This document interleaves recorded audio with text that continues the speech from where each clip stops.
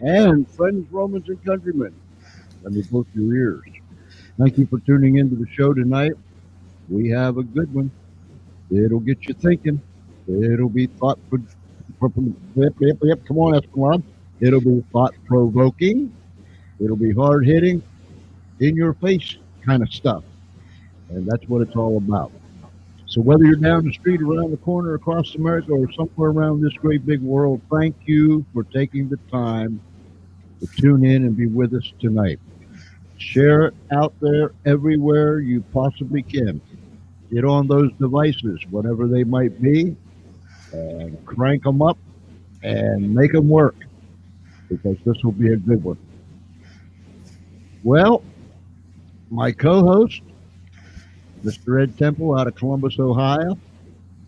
Mr. Ed, it's good to see you this evening.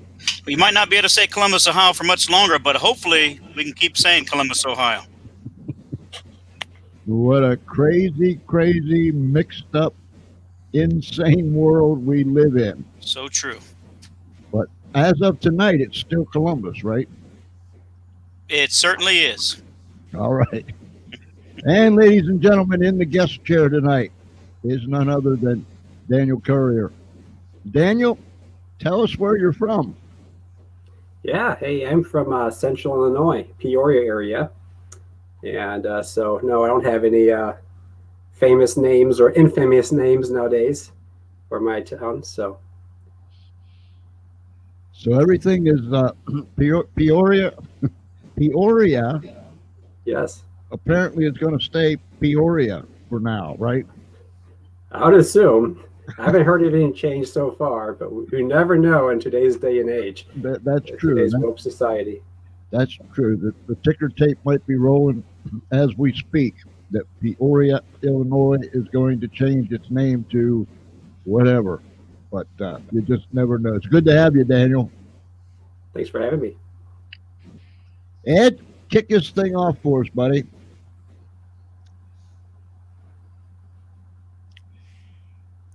Ed, you're muted. Did you mute yourself? Yeah, I just wanted Dan to tell us a little bit about his background.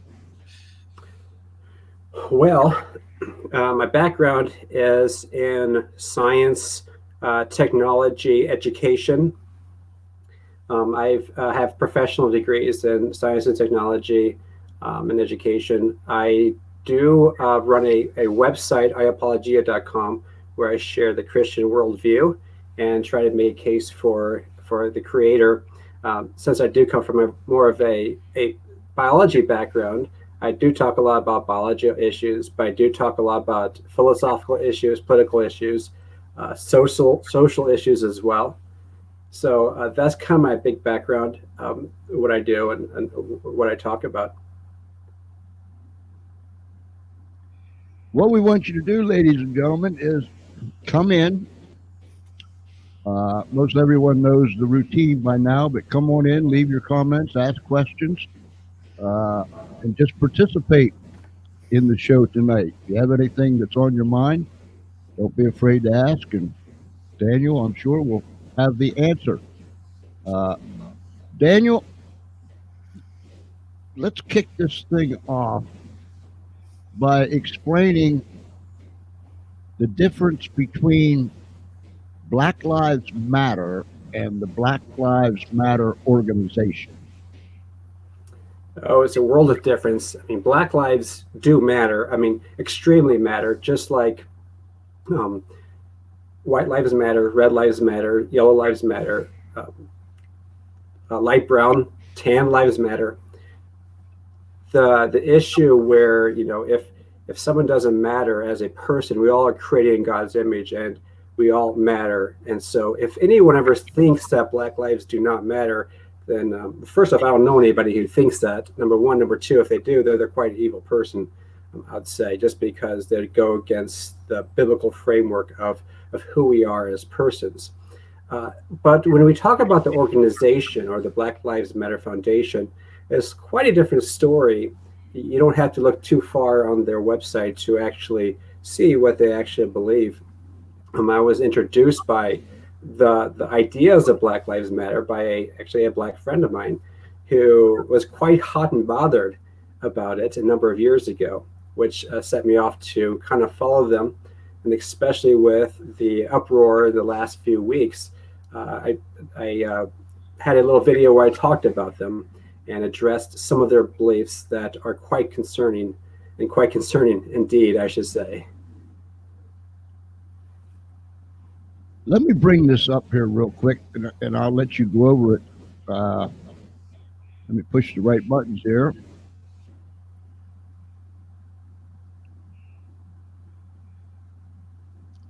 Let's bring this up here.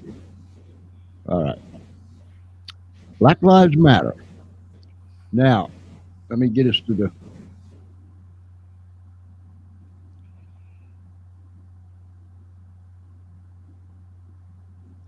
These are the co-founders.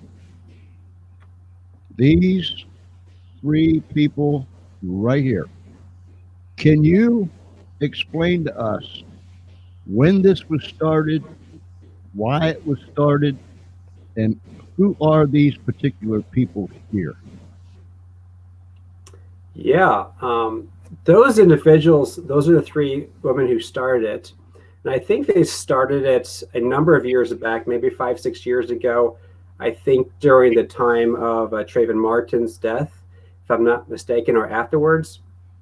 And they kind of hijacked the term, or maybe they started, I don't know, the term Black Lives Matter.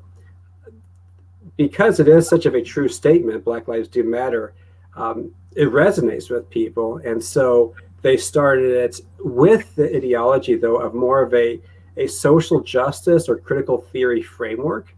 And so these ladies are critical theory promoting types of individuals. I think even one's a queer person that we noted, which is interesting. But they very much promote a critical theory framework or a social justice framework, maybe even a radical feminist framework as well. And actually, recently there's been evidence that suggests that at least a couple of them are very strong proponents of Marxism, which is interesting. Because it doesn't take too long after reading some of their work that you can find out real quick that it really does look like Marxism if you read through their pages on their website. So that's just a little bit of history, a little bit about them, and you can go and look at individual people and what their backgrounds are. But I would say, though, that they have, all three ladies, if you read their bios, they all have been very successful in their interactions. So a lot of times when they talk about they're being oppressed, I'm like, this doesn't make sense, because they have opportunities that most people, even white cis guys, old white cis guys, will never have, who are supposed to be the oppressors, and they have these opportunities that the rest of us would never have. So they're not oppressed at all. It doesn't strike me by any sense of the imagination. So that's a brief overview of who they are. Ed? Well, let's go ahead and play our little clip here that we have, so we can just to kind of prove that Daniel is not some kind of wacko that's out of line, and he's just throwing these things out there. All righty. Are y'all set? All set. Okay, here we go. A lot of things. The first thing I think is that we actually do have an ideological frame. Myself and Alicia in particular are trained organizers. We are trained Marxists. We are super versed on sort of ideological theories. Okay, kind of heard that, I hope. Yeah. Okay, so that's pretty clear, right? Pretty clear. Okay, she did say she was Marxist. And they're trained. And they're not just Marxists, they're trained Marxists. Yes. Daniel, for the benefit of people out there, because it's sad to say, but many people, far too many people, don't know what Marxism is. Tell us what that is. Yeah, and that's a big concern of mine.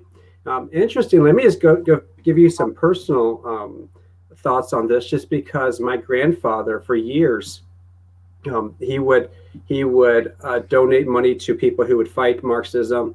He was a very anti-Marxist. Even when I knew him, he'd be reading stuff and he'd write letters to the editor and try to get on talk shows because he was concerned about Marxism, even back in the 60s and 70s. So there is a personal side to this, that it goes way back in my family history, where we've talked about this before. But Marxism in itself, it comes from a guy named Karl Marx from the 1800s. And he was one of the big leaders, or big writers, big philosophers, political philosophers and economic philosophers surrounding socialism, a very particular flavor of socialism that has become the most prominent types of socialism, which now we name Marxism. And Marxism is a grounding actually for communism, such as in China and Cuba and in Russia, the USSR. And even a lot of the people, and a lot of people don't recognize this, but even the fascist model comes out somewhat from Marxism, such as, Nazi Germany and stuff like that. It comes out from Marxist ideology and tendencies. Fascism was more of a national socialism, while Marx and Russia, stuff like that, they promoted more of an international socialism. But other than that, they're both socialist, very strong socialist. So socialism, or Marxism in this case, is, if you ever read Marx's work, it's quite interesting. He talks about that he wants to see the forceful redistribution of wealth, which means that with government aid or with government force, you can actually take money from one person and give it to another, and then they usually skim off some for themselves as well to pay for the whole enterprise. They also, if you ever read Marx's work, the Communist Manifesto, he talks about he wants to see the destruction of the family. He does not like the nuclear family model, which actually Black Lives Matter organization would say the same thing. So those are just a number of things. So forceful redistribution of wealth, which is like legalized theft. We see the destruction of the nuclear family. And also a third item that I want to point out about Marx that's very important is that Marx was not a Christian, obviously, but he was also anti-Christian, extremely anti-Christian. He was an atheist, and he did not like the Christian worldview, and it really opposed his ideas. As we saw through history, that's been the case in China and Russia for a number of years. When the communists ran those governments, they were very atheistic, based upon Marxist ideology. Daniel, can you talk about how Marxism and Darwinism kind of go hand in hand? Yeah, so interestingly enough, they do go hand in hand, especially as we go. Well, first off, since it's an atheistic model worldview, that is Marxism, it fits really well, or actually Darwinism fits really well in the Marxist framework. So Darwinism, for those who do not know what Darwinism is, it's a Darwinian evolution, or now known as more neo-Darwinian evolution, is an idea that we all came from a universal common ancestor, and this all came about by two main functions. First, genetic mutations of our DNA, and that was filtered out, looking for the good mutations, by something called natural selection. So it's all natural. It had no supernatural entity. Life came, all life on Earth came about by this mechanism. Can you talk about how they're both, that they both go together when it comes to racism? They both, Marx and Darwin, had the same people that they said evolved from apes. Yeah, and this is kind of where Hitler got his ideas as well, because he comes back to Darwin as well. But yeah, definitely, they have that atheistic framework. So that atheistic framework, that's the reason why Darwinism works so well in Marxism, is because it is an atheistic explanation for life on Earth, which means that if Darwinism is true, then we all do go back to a universal common ancestor, which would be some sort of ape-like creature, which was like what Hitler would say the same thing. He was very racist. Marx was very racist, and obviously Darwin promoted some very interesting racist ideas as well, especially in his second book. So why would Black Lives Matter, the organization? We all agree Black Lives matter as much or more than anybody. But the organization Black Lives Matter, why is it scary? The views, the point of view, the Marxist ideology, why is that a threat to Christians? Why is it a threat to American? Why is it a threat to Western civilization? Yeah, so interestingly about Black Lives Matter is that it's a threat on a number of levels. But interestingly, in the quest to fight racism, they are promoting racism. So for a number of years, for the last 50, even 100, 150 years since the Civil War, we've been progressively getting less racist as a country, which is a good thing. Unfortunately, we have. However, in the last 20 years or so, all of a sudden, as we're nearing this place where we are getting less racist, all of a sudden, postmodern / critical theorist type of personalities, like the Black Lives Matter movement, all of a sudden they take this train that's almost ready to come to the train station and stop, and all of a sudden they run it off the rails down the valley, and push back on what we've all pushed for so long. So racism is going to be on the rise. It is on the rise, as we see with the information that you can actually read in the Black Lives Matter website. It sounds quite racist for a normal definition of racism. Also, it addresses, the website talks about issues with sexual immorality. It's very focused on sexual immorality and they promote it, such as different LGBTQ practices and stuff like that. They also want to see the destruction of the civilization, the central pillar of civilization, that would be the family. They want to see the destruction of the nuclear family. And obviously, we talked about Marxism already being very atheistic, so they are Marxists. They promote critical theory as well. They also seem to have a lot of sexism against men for some strange reason. It's kind of weird.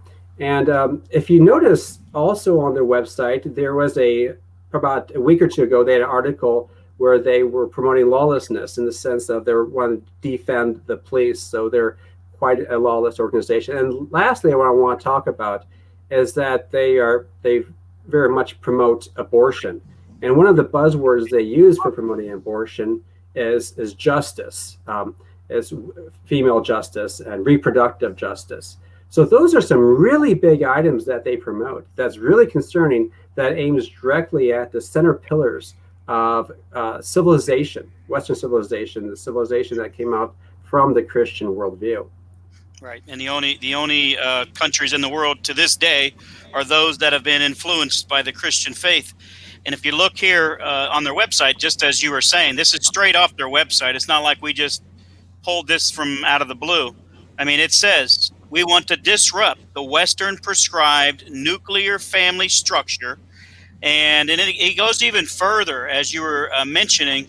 We want to dismantle the patriarchal practice. In other words, we want to get rid of men as the head of the household. You talk about the foundations not only of Western civilization, but the Bible. I mean, you're really attacking the Bible. And not surprisingly, just recently, of course, now the new attacks on all the statues. And then of course, since there's been very little resistance to that, now we're getting the calls to take down Jesus. That's crazy. Yes, that's really crazy, because that's racist to have Jesus. I was looking as I was going through this website, Daniel, and I'll mention it now lest I forget. There's a section, a little segment here on their website that says, "Let us fight disinformation." And I found this interesting. We need to see what you see. Black Lives Matter is a central target of disinformation, and you are a key line of defense. Report suspicious sites, stories, ads, social accounts, and post about BLM. I found that interesting. I found that somewhat scary. How do you feel about that? Yeah, that is very concerning. I've I don't know what, I mean, I understand from more of their framework of mind that they would be big promoters of controlled speech. But and that's another issue that goes straight at the central roots of Western civilization is free speech.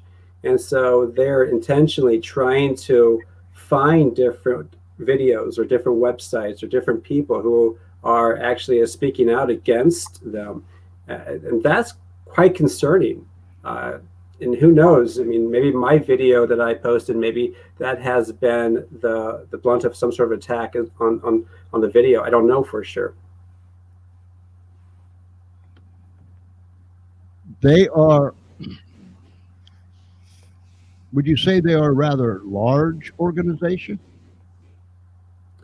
Well, it seems that they're growing because a lot of people seem to be falling at the feet of them, especially if you want to be PC and if you want to be woke, you will want to donate money to some sort of black cause. And so I'm getting a lot of emails from different organizations saying, hey, we want to donate to this company because we are not racist. And it's like, of all organizations to donate to, it's really the wrong one to donate to. So it does seem like a lot of people seem to be supporting them. And I think if I'm not mistaken, I read a article recently, and I can't remember where I read it now, but if I'm not mistaken, I did hear that the organization that actually is their framework, their donation platform, which is called Act Blue, if I'm not mistaken, they have garnered a lot of money in the last few weeks.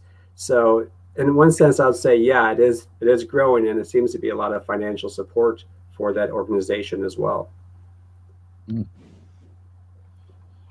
Ed?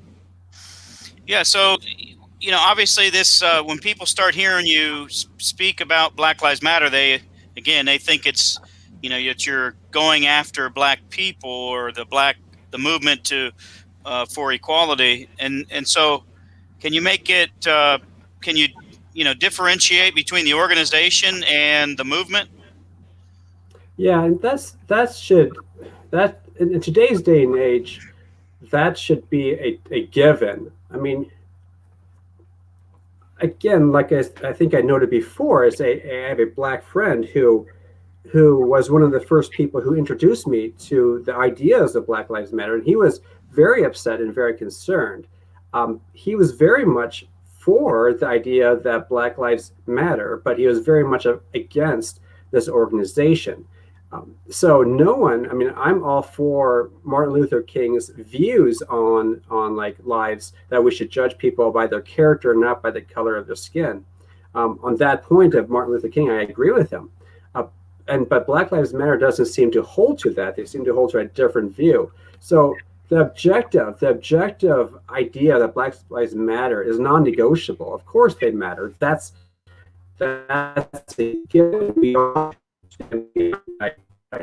but to say that the organization is a good organization, if they would promote Black lives, that'd be a different story. But it doesn't seem they're doing that.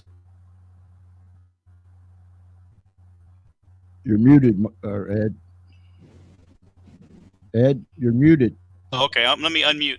Okay, so you're breaking up a little bit, Dan. Let me just do a little, just to make sure we're crystal clear for our audience. Because looks like, there you go, Dan. Looks like you're coming back in. Okay, so just to be crystal clear for our audience, Daniel, you just can you make it clear? Are you a racist? I would be.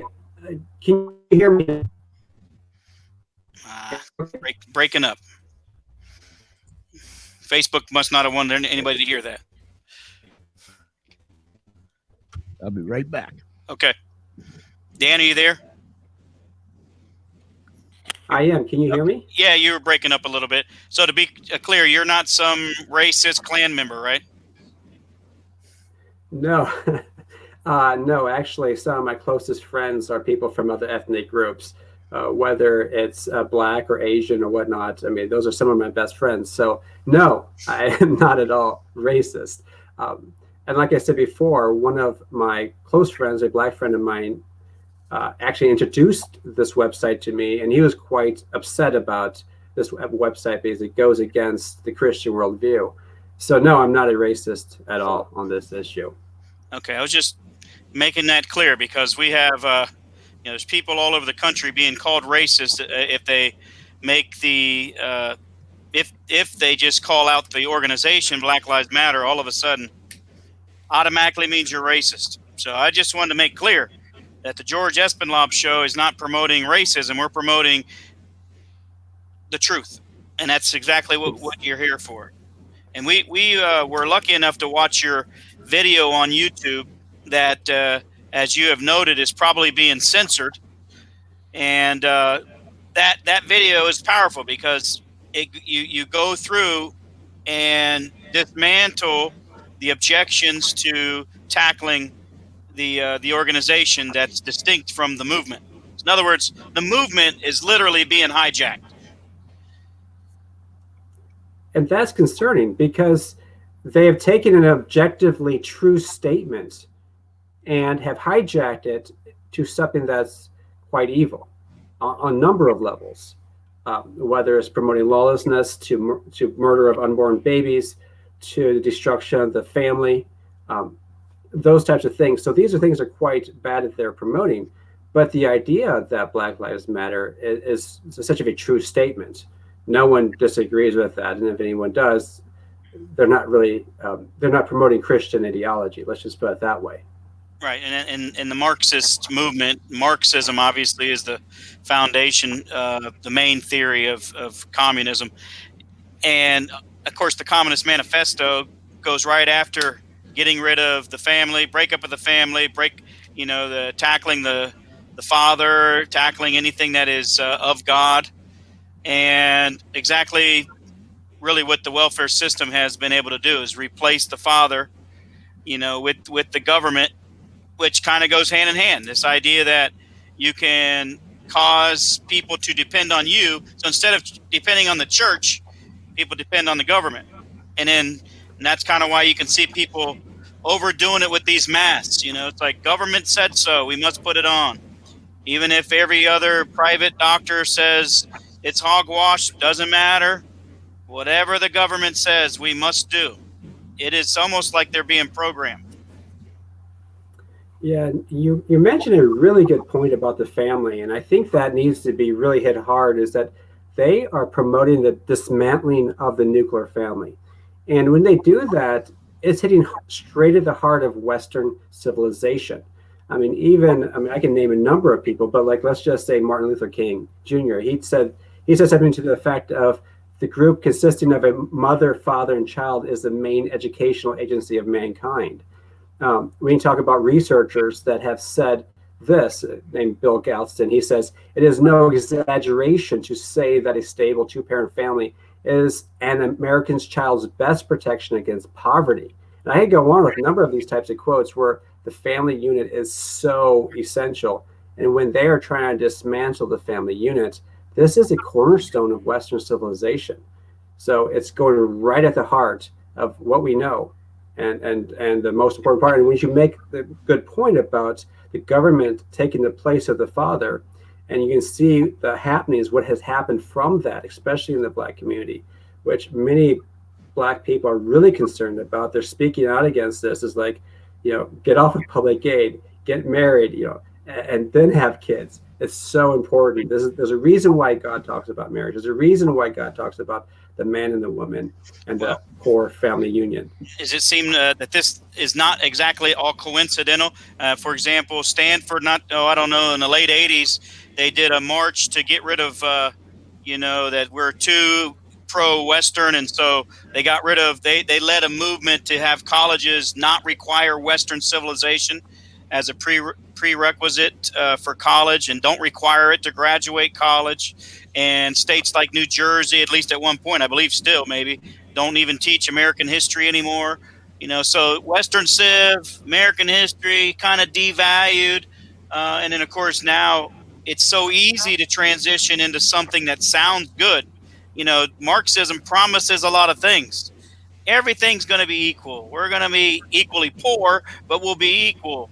We'll be equally, all forced to do whatever the government tells us, or whoever's, like right now, the no snitch thing. My goodness, in the Marxist way of life, it's going to be everybody's snitch thing. So this world is going to be totally upside down. They don't understand the danger of this Marxist ideology, and if there's no pushback, we're in trouble. And to add to that, not just the university systems, but also high school education, grade school. A lot of people have heard of Howard Zinn, his book. I forget the name of his book now, but his big 800-page volume book, pretty much trying to have a direct attack on American history, Western civilization. And he is a Marxist, critical theory Marxist type of personality. And so a lot of kids nowadays are being trained underneath this banner of Zinn's history. And Zinn's history, like I said before, is not good history. It paints a negative light on a lot of the founding fathers any way they can. And he's very selective in trying to dismantle the American history as much as he can. Right, and it's exactly just like I go to a Bible study every Sunday. And one of the things we have to emphasize when we read Scripture is context. You have to understand the context of the people you're talking about. You can't judge people, in 2000 or 500 BC or 500 AD the same way as somebody that's in 2020. We cannot use the same criteria. It's just not it's not fair. It's not, that's another. So when we judge the founding fathers or we judge Christopher Columbus, you have a whole, the Howard Zinn version is totally negative America. It's things are so upside down. In context, Christopher Columbus, Wall Builder, says he's a hero. I tend to agree. I'm not saying he was perfect. If you want to go perfect, goodness gracious, you're going to have to knock down just about every leader. I don't even mention it. You won't see me post anything about Martin Luther King, but he's got skeletons in his closet. He's still a hero to me. We all fall short. We all have sin nature. We all have skeletons in our closet, and nobody's perfect. As a matter of fact, no one would ever run for president, for example, if everybody knew everything about us. So we better hope that some things don't get out, especially George. All the things he's done. Look, I don't only have skeletons in my closet. I hope they don't find my closet. But that is a good point. Daniel, is there a comparison between back in the 60s, the Black Panther movement, and the Black Lives Matter organization? Is there any similarities between the two? To be quite frank with you, I don't have a good grasp on the Black Panthers. I've read a little bit about it, and you probably would be able to have a little more knowledge on that, just because you've had more experience with that angle. I'm more focused on the Black Lives Matter movement. Dan, you're really just saying he's old. That's wrong. George, I'm ageist. Sorry. No. I'm seasoned. George, what do you think? What do you think about that, George? Any similarities? It's coming to that. Yes. This Black Lives Matter organization, not the Black Lives Matter people, the organization, they're Marxists. They admitted it. They're militant. You take those two mixtures, and we're seeing things all across the country with the riots and the looting and the arsons and the violence and so on and so forth. They're in there. In fact, we did, I wish I would have brought the clip up, but we did an on-site thing here in our area. What was it, 3 weeks ago or so, Ed? Mm-hmm. Where I went on location to a George Floyd march just up the road. And while we were there and we were interviewing people, there was a group there that was well armed. They open carried long guns, and they open carried their sidearms, and God only knows what else they had. But anyhow, they were there as a group, and we interviewed them, and some other people had them on their iPhones also. But they were talking about the system has to come down. The system, the way things are now, they have to come down. This lady was very adamant. I mean, she was just uh, very plain spoken. The system has to come down. Things have George, to be destroyed. you mind putting that video up again for people that just got on the show? All right, let's put this up here. All right, here we go. Let me play, just in case people think we're lying. It might.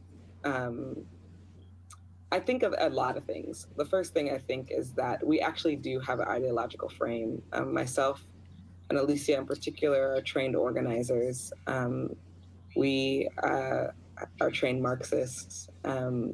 We are super versed on sort of ideological theories. Okay. And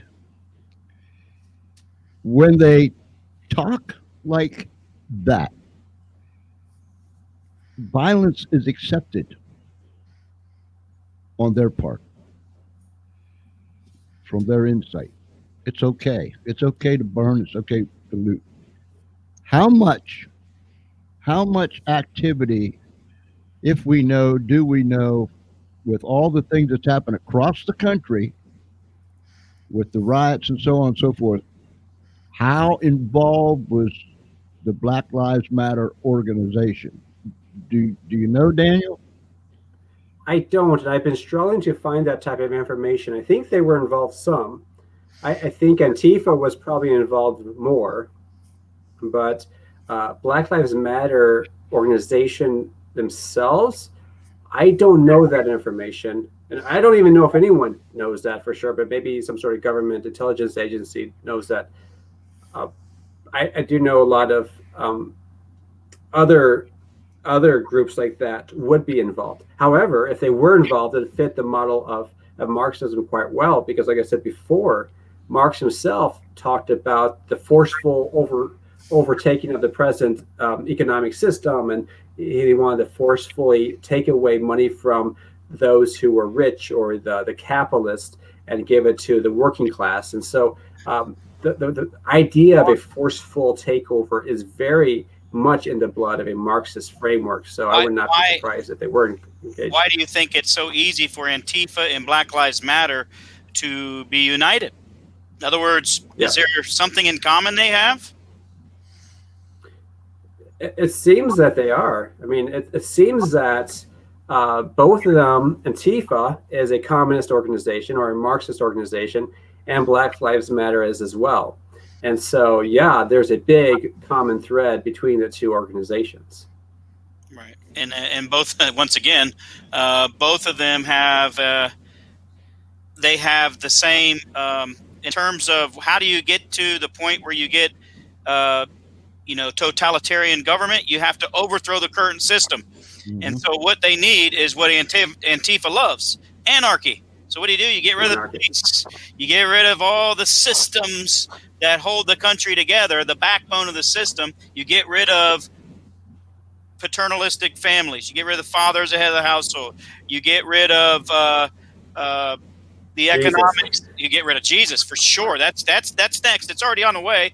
As I projected, it's already been done, obviously, in China and other communist countries, Russia, or former Soviet Union. And you have all, the idea is you get rid of everything that makes us separate from the rest of the world. We have the highest percentage of Christians of any country in the world, even though in the last, 15 years, there's been a huge rise in the number of atheists or people that claim that they're atheists, which I don't really believe they are. I think they're living in denial because they don't want to actually live under the rule of God. But the bottom line is, so these two organizations have the same goal. I don't care if it's Marxism or Nazism. It's the same comment. It's the same goal. One says, hey, I'll have the government be manipulating a private company and basically making them the government's company, and the other one says, no, we'll just take all the way over and call it the government. What's the difference? Same concept. The idea is that the control is with the government, with the talented 10th telling everybody what to do. And so this comes right out of Du Bois.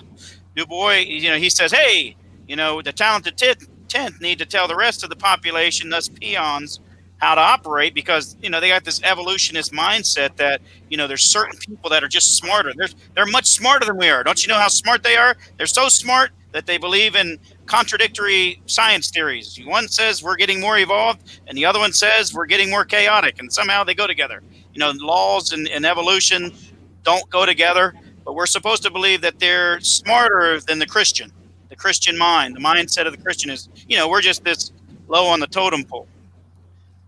I left this call. Go ahead. Go ahead, Daniel.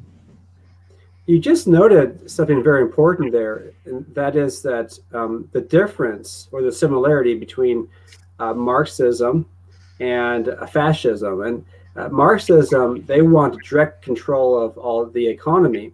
Fascism is very similar, but they have a middleman. It sounded like they were all pro-capitalist, but actually it was the Marxist leaders who were in control of the economic system. So the only difference, as you noted, is that there's just a middleman. In both situations, there's ultimate government controlling both of them. Which with this whole idea of anti-fascism, the anti-fascists are actually using some of Hitler's and ideas like the brown shirts and stuff like that to progress and to fight for their ideas, and they're promoting different fascist ideas. So interesting that the anti-fascists are actually acting like the fascists that they're supposed to be fighting against. I left this comment up because I want to get your verse on this. Take the name away and you have the modern day left. The name just allows them to operate under protection of the left. Does that make sense, Daniel? Yeah, I mean, you look at their view. I mean, I named their worldview, all the different items that they promote. Whether it's this social theory, this critical theory that the left is promoting nowadays. You have this pro-LGBTQ activity. You see the destruction of Western civilization, destruction of the family, the Marxist ideology, sexism against men, unjust and immoral reparations. Reparations is a big thing on the left right now, which is unjust and immoral, actually. Promoting of lawlessness, promotion of abortion. That's a huge Democratic and leftist platform item, is abortion. So these, and they're very much connected with the Democratic Party. They use the same Active Blue donation platform that the Democratic Party uses for many of their candidates and other Democratic organizations. They're all in bed together, pretty much. That was a pretty good comment, and that kind of put everything in its little package and put the lid on it and a little bow on top. That was thank you, Dave, for that comment. I appreciate that. When we look at all this chaos, confusion, and I don't know, for the last several months, like everyone else, I've sat around, done a lot of thinking and so on and so forth. But I was thinking today, do people want to live like this? I mean, do you want to live in chaos, confusion, fear, uncertainty, darkness, intimidation, you name it? You want to live like this? I mean, if you want to live like this, you got you a real problem, Jack. I'm sorry, but you got you a real problem if you want to live like this. Daniel, what's their end game? So let's say that everything goes down the way they want it. Defund the police, none of this and none of that, and, and complete chaos. What's their end game? Well, I don't know. It just strikes me as a very similar to other 20th century groups that were fighting for Marxism their end game is anti-God. They don't like God who is in control. They want to take the place of God because they think that they are God, because they want control of their lives. They don't want to be subservient to any other person, which makes God the ultimate oppressor in their language. They are oppressed because God is the ultimate patriarchy. He is the authority. He has truth, and he has the truth, and so they don't like that, and so they're going against that. I mean, like I said before, they promote a view called critical theory or social justice. It's a kind of a postmodern, post-Marxist ideology, feminist worldview, where they redefine words to fit their worldview, such as racism, freedom, liberation, oppression, and justice. These are some of the buzzwords, and these buzzwords they redefine to get their way, and ultimately is they want to have control. They want power. They say that straight from their website. They want power. They want to dismantle the present power, and they want to be in control. So I think that's their end game. We had a lady on a week or so ago, a precious lady out of Texas. She made a statement that shook me to the core of my spirit. I've been saying for years, in fact, from the time I was a little fella and could hear and understand some things, I was told that one day there's going to be one world government. It's in the Word of God. The stage is set.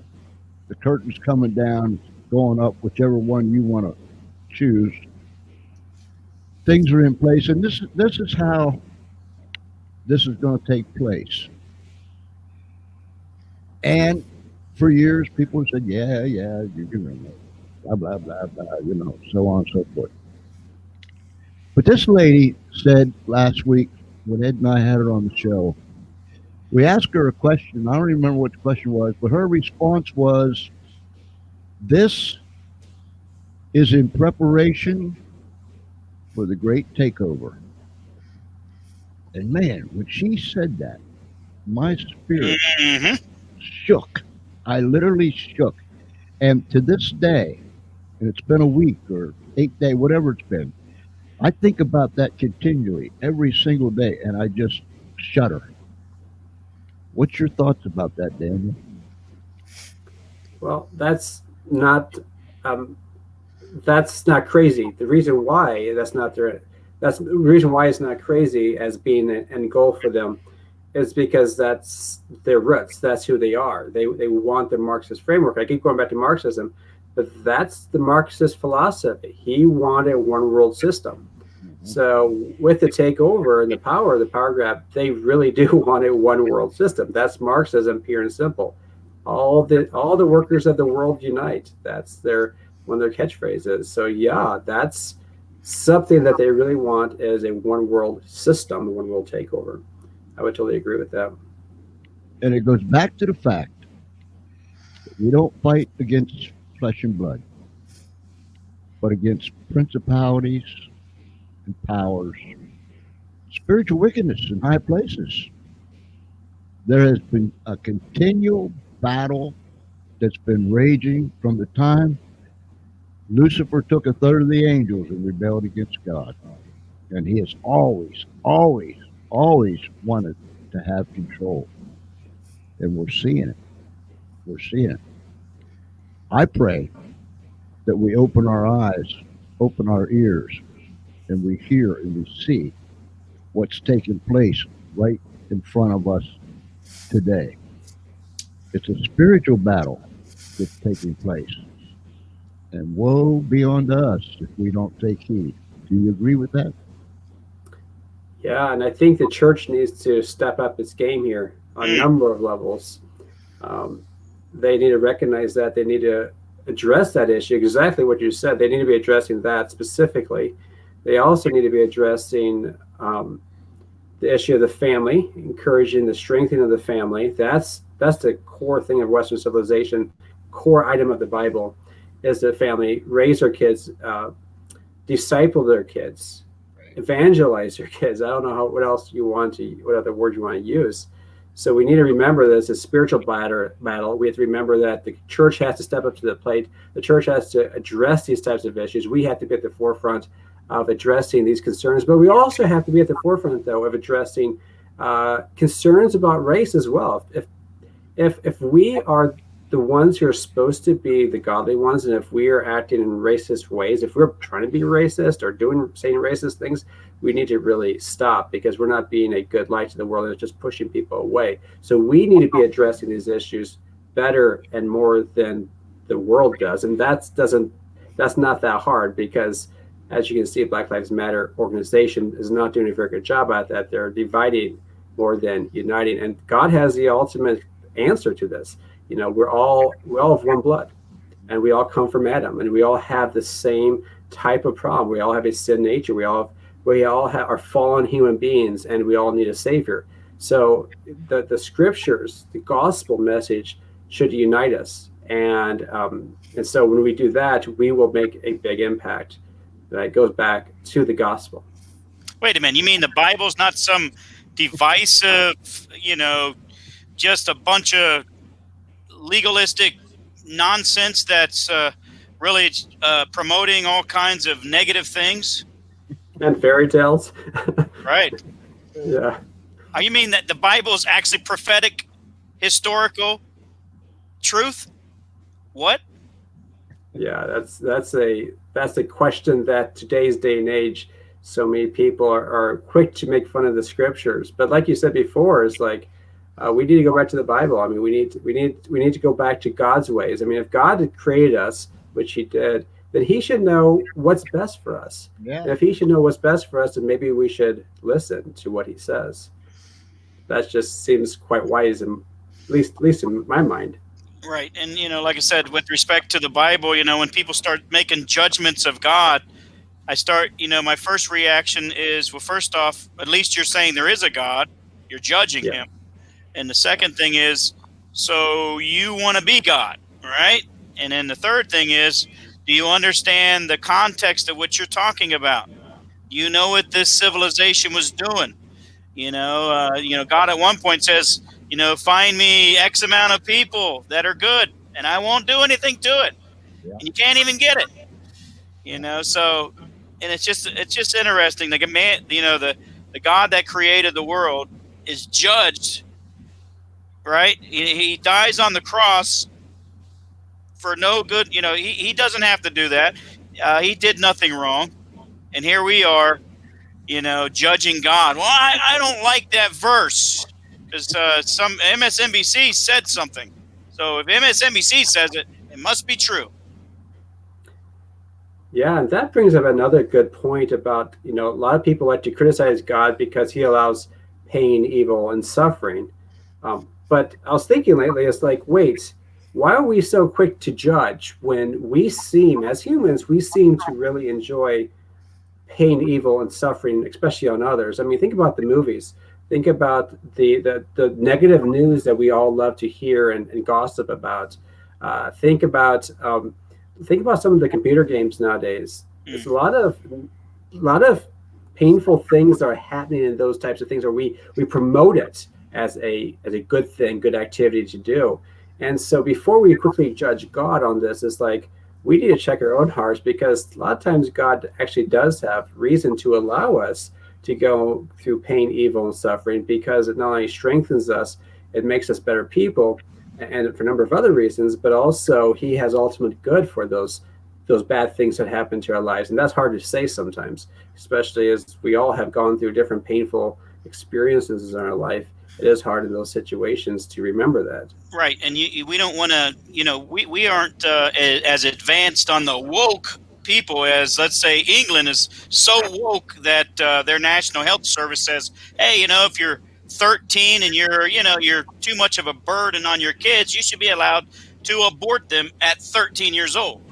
This is what woke is. Woke is, you're my child, so I can do whatever I want to you, including kill you before, during, after, Meanwhile, if the man kills the woman and she's pregnant, he gets double homicide. But if she goes to the doctor since he's a doctor supposed to be saving lives and he eliminates a life, he gets a pat on the back, gets some extra money, and the woman is told, hey, it was just a little bit of goobly gob, wasn't anything in there, even though the heartbeat's, it's beating heart, and the kid's suffering. Meanwhile, we're worried about some fish, feeling some pain.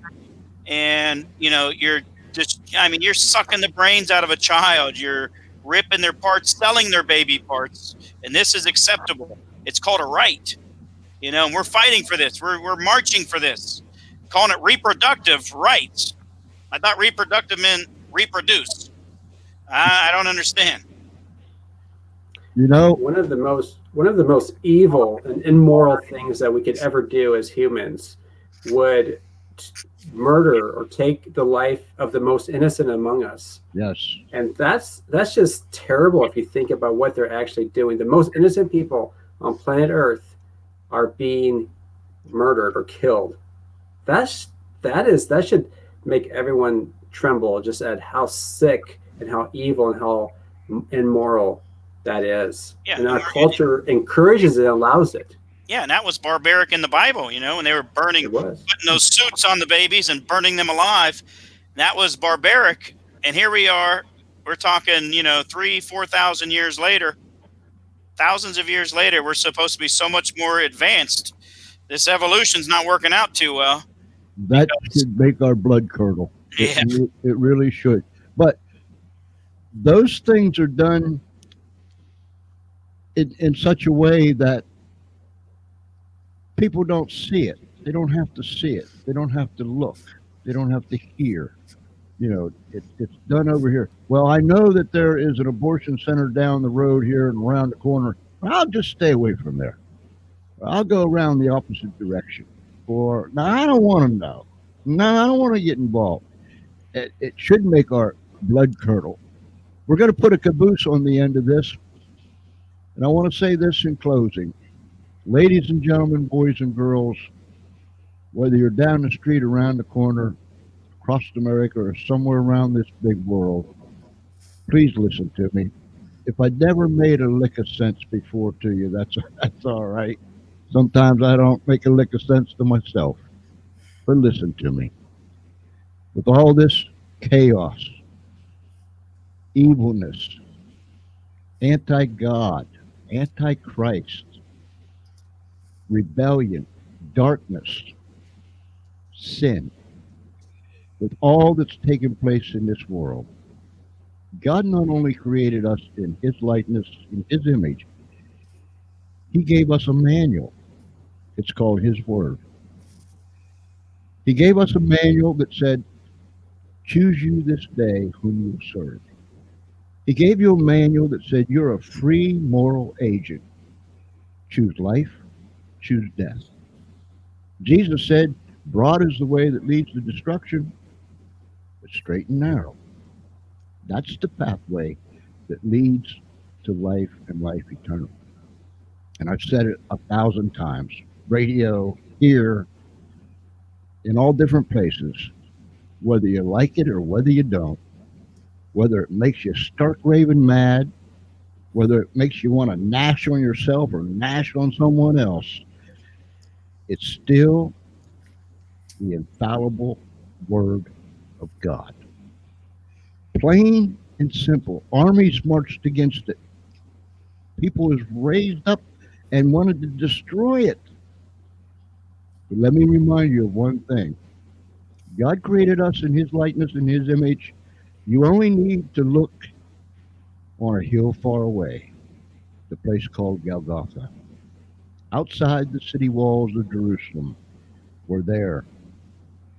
They put a man on a cross that had already been beaten beyond. Isaiah talks about it.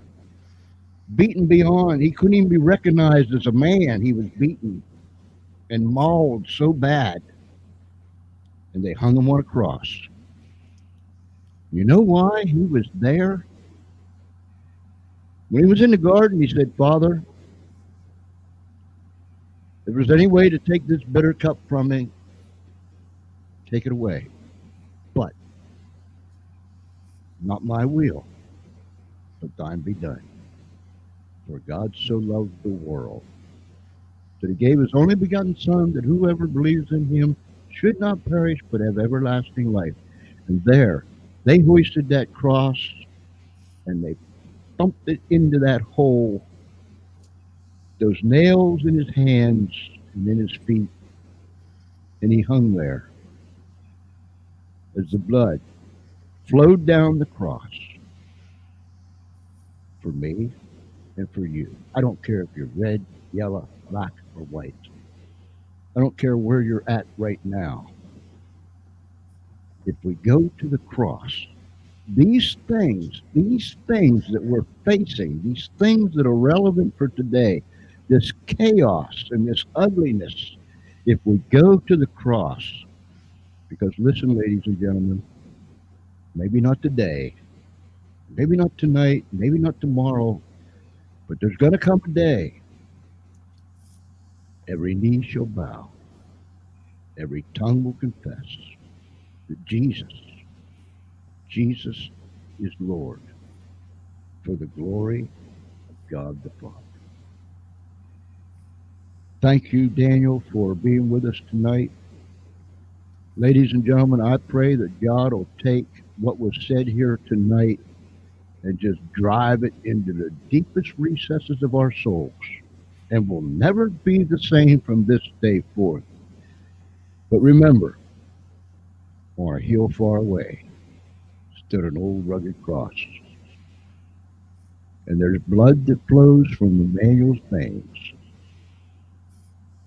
They'll loose all the guilty stains.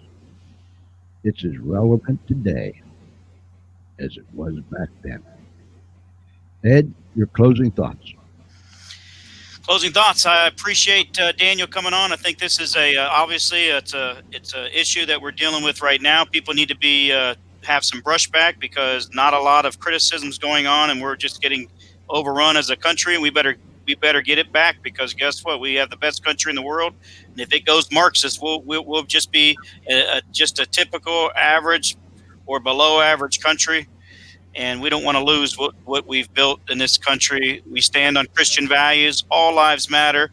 Black lives matter. Every life matters. And the Black Lives Matter organization, as Daniel has pointed out, is not what it appears to be. It's not. Daniel, your final thoughts.